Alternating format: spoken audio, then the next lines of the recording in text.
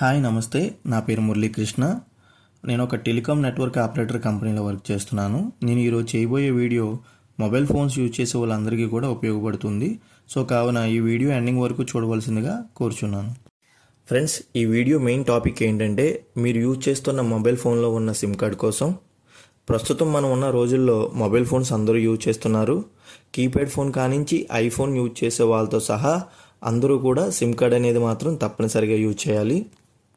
ఎంత cheapest phone keypad phone అయినా, ఎంత ఖరీదైన ఐఫోన్ అయినా మీరు యూజ్ చేస్తున్న మొబైల్లో సిమ్ కార్డ్ అనేది మాత్రం తప్పనిసరిగా యూజ్ చేయాలి. లేకపోతే మీరు కాల్స్ చేసుకోవడానికి కానీ, ఇంటర్నెట్ యూజ్ చేయడానికి కానీ దేనికి పనిచేయదు. సిమ్ కార్డ్తో లింక్ అయి ఉన్న మొబైల్ నెంబర్ని మనం ప్రతిరోజు ఏదో ఒక పనికి ఉపయోగిస్తుంటాము.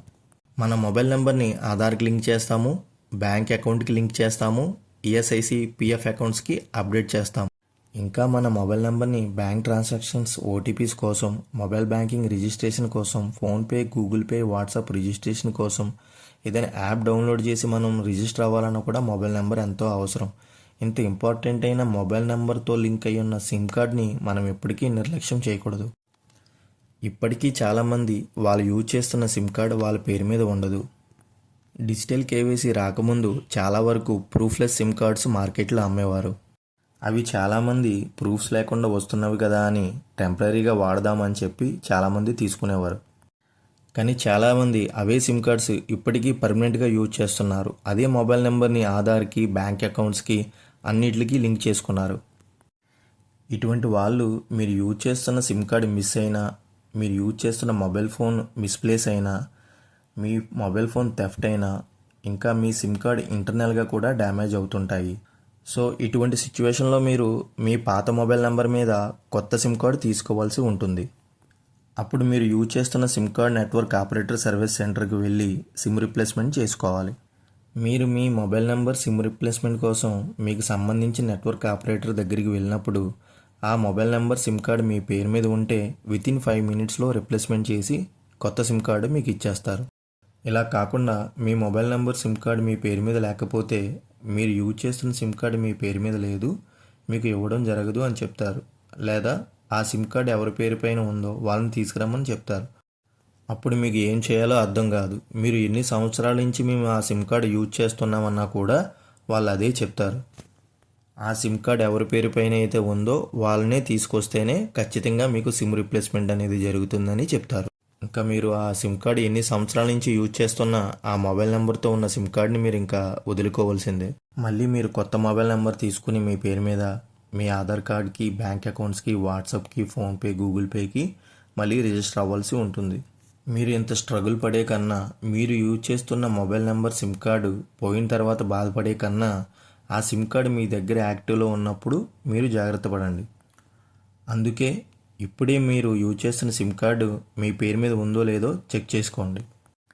మీరు యూజ్ చేసే మొబైల్ నెంబర్ మీ పేరు పైన ఉంటే ఏమీ పర్వాలేదు, మీకు ఏ ప్రాబ్లం ఉండదు. అదే మీరు యూజ్ చేసే మొబైల్ నెంబర్ మీ పేరు పైన లేకపోతే ఆ మొబైల్ నెంబర్ సిమ్ కార్డు మీ దగ్గర యాక్టివ్లో ఉన్నప్పుడే మీరు వేరే నెట్వర్క్కి పోర్టింగ్ పెట్టుకుంటే 3 డేస్ తర్వాత అదే మొబైల్ నెంబర్, మీ పాత మొబైల్ నెంబరు మీ పేరుతో యాక్టివేట్ అవుతుంది. అప్పుడు మీకు ఏ ప్రాబ్లం ఉండదు.